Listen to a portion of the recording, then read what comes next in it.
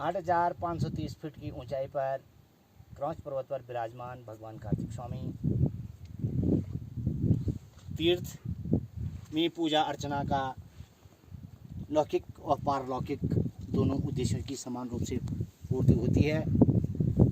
आज मैं फेसबुक के सभी मित्रों को कार्तिक स्वामी तीर्थ की यात्रा करवा रहा हूँ। इस तीर्थ में जिस भी श्रद्धालु की मनोकामना पूर्ण होती है वह यहाँ पर धार्मिक अनुष्ठानों का आयोजन करता है। आप देख रहे हैं तमाम श्रद्धालुओं द्वारा इस प्रकार के धान चढ़ाए गए हैं। ये घंटा घंडियाल इनको बोलते हैं। ये श्रद्धालुओं द्वारा चढ़ाए गए हैं और क्रौंच पर्वत तीर्थ को प्रकृति ने अनमोल रत्न की तरह सजाया है। इस प्रकार श्रद्धालुओं के हर श्रद्धालुओं की मनोकामना होती है।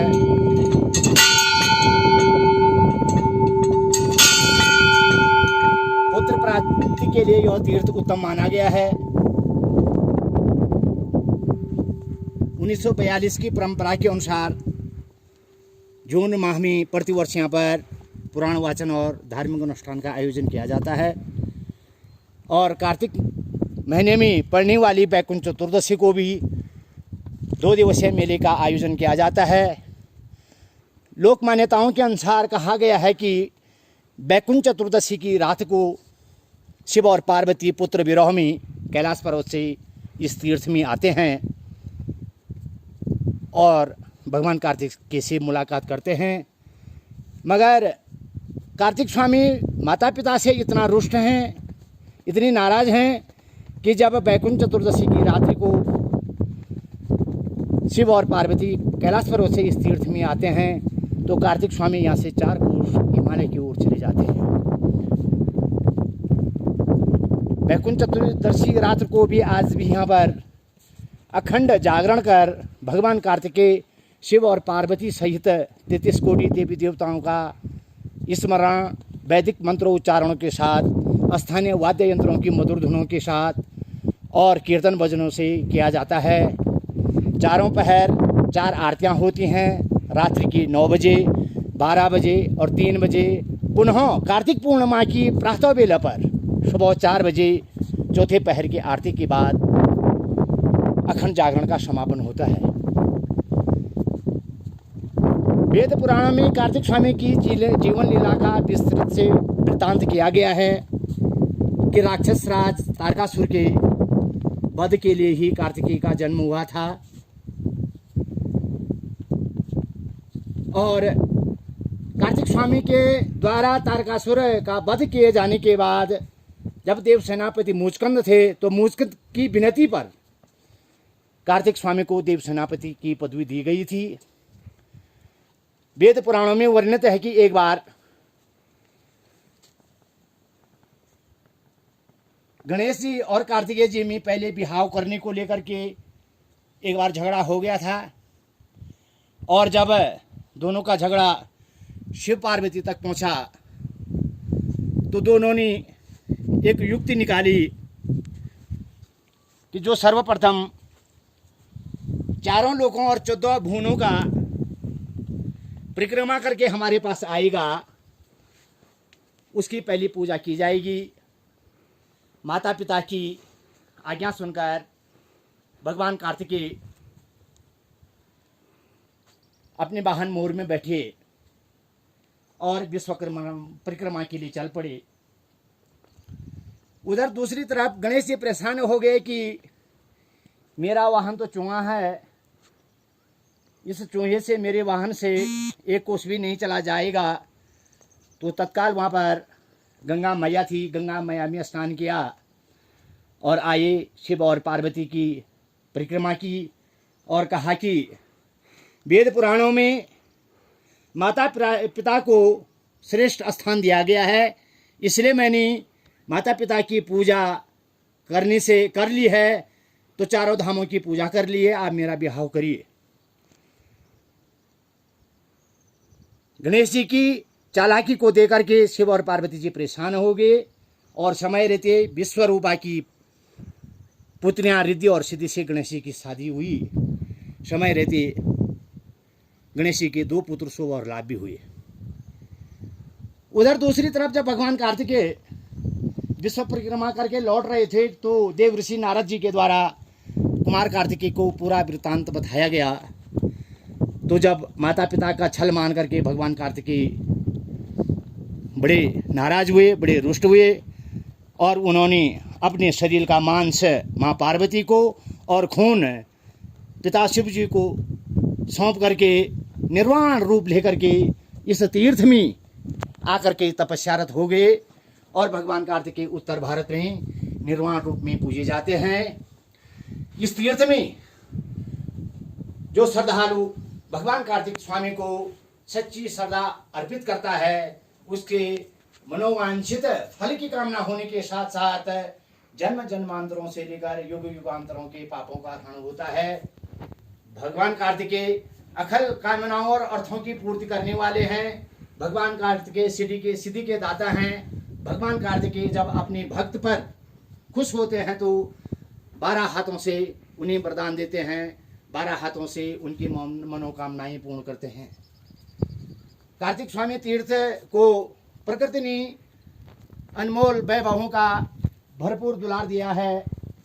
यदि आप कार्तिक स्वामी तीर्थ में आएंगे तो यहाँ से प्रकृति के अद्भुत नज़ारों से आप रूबरू होंगे। यह हवन कुंड है। इस कुंड में जून माह में महायज्ञ का आयोजन किया जाता है और इस महायज्ञ में सैकड़ों श्रद्धालु शामिल होकर के पुण्य अर्जित करते हैं, धर्म की गंगा में डुबकी लगाते हैं। जून माह में 11 दिवसीय धार्मिक अनुष्ठान के आयोजन से, पुराण वाचन के आयोजन से इस क्षेत्र का वातावरण भक्तिमय बना रहता है। हम आपको दिखा रहे हैं, सामने मंदाकिनी घाटी है जो केदारनाथ धाम से निकलती है।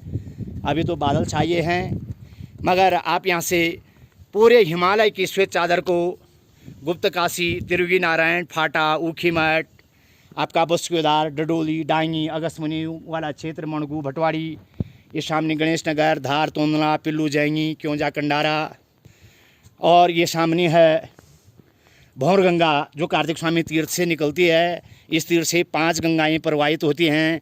भौर गंगा है ये बांसकुटू से होते हुए नीचे नील गंगा भी मिलती है। सामने आपका क्योंजा कंडारा है और ये सामने व्यास गुफा आपको दिखा रही हैं जहाँ पर जून माह में पुराण वाचन का आयोजन किया जाता है।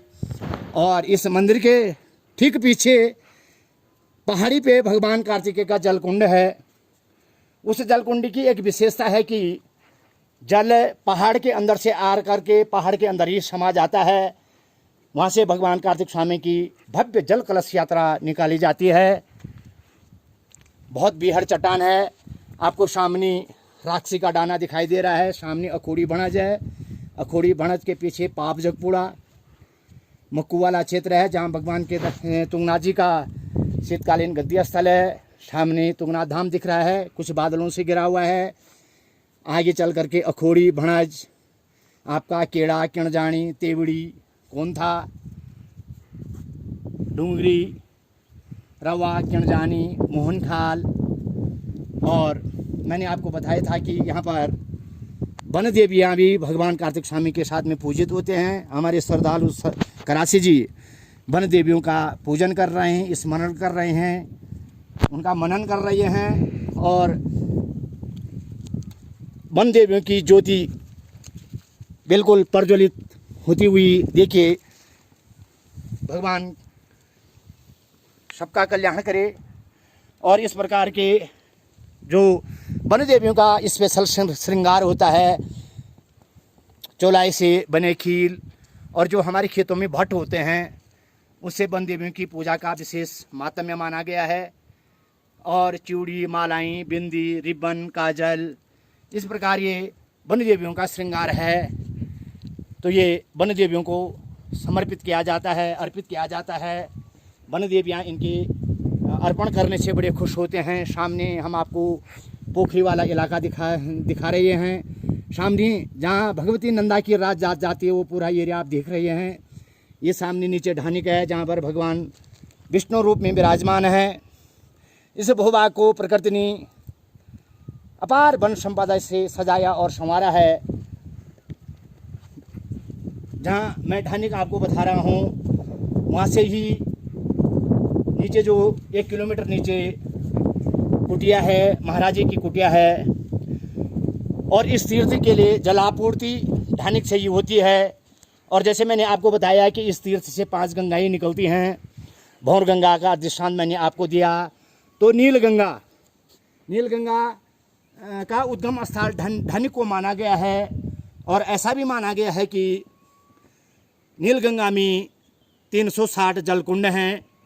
इस तीर्थ पे 360 गुफाएं हैं, जहां आज भी विद्वान ऋषि अदृश्य रूप में जगत कल्याण के लिए तपस्यारत है। जैसे मैंने आपको अगले वीडियो में दिखाया होगा कि 33 कोटि देवी देवता इस तीर्थ में भगवान कार्तिक स्वामी के साथ पाषाण रूप में विराजमान हैं। इस क्रौंच पर्वत तीर्थ को प्रकृति ने बहुत सुंदर नज़ारों से सजाया है। सामने हम आपको दसचूला वाला क्षेत्र दिखा रहे हैं, सामने हरियाली वाला क्षेत्र आपको देख रहे हैं, और करण प्रयाग वाला क्षेत्र आप देख रहे हैं। सामने नैनी देवी है, सामने घिमतोली है। तो इस प्रकार से यह जो कार्तिक स्वामी तीर्थ है, चंद्रशिला, तला नागपुर, तला कालीफाट से मिला हुआ है। 4 पट्टियों का यह एक सीमा रेखा के बीच में कार्तिक स्वामी तीर्थ बसा हुआ है। और यदि आप अक्टूबर से और मार्च तक इस तीर्थ में आते हैं तो प्रकृति के अद्भुत नज़ारों से आप दृश्यालोकन होते हैं। भगवान कार्तिक स्वामी का भक्त और प्रकृति का रसिक जब इस तीर्थ में आता है और भगवान कार्तिक स्वामी की पूजा अर्चना के बाद जब यहाँ के प्राकृतिक सौंदर्य से रूबरू होता है तो जीवन के दुख दर्दों को भूल करके प्रकृति का हिस्सा बन जाता है। मित्रों, मैं आज आपको कार्तिक स्वामी तीर्थ के साक्षात दर्शन करवा रहा था। भगवान कार्तिक स्वामी आप सभी मित्रों की मनोकामनाएं पूर्ण करें। भगवान कार्तिक स्वामी जगत का कल्याण करें। और इस वीडियो के माध्यम से भगवान कार्तिक स्वामी की जानकारी देने में यदि कोई त्रुटि मुझसे रही होगी तो क्षमा प्रार्थी हूँ। पुनः एक बार भगवान कार्तिक स्वामी के साथ भगवान कार्तिक स्वामी के चरणों में नमन बंदन स्मरण करता हूँ। सभी मित्रों के सुख स्मृति की कामना करता हूँ। धन्यवाद। जय कार्तिकेय।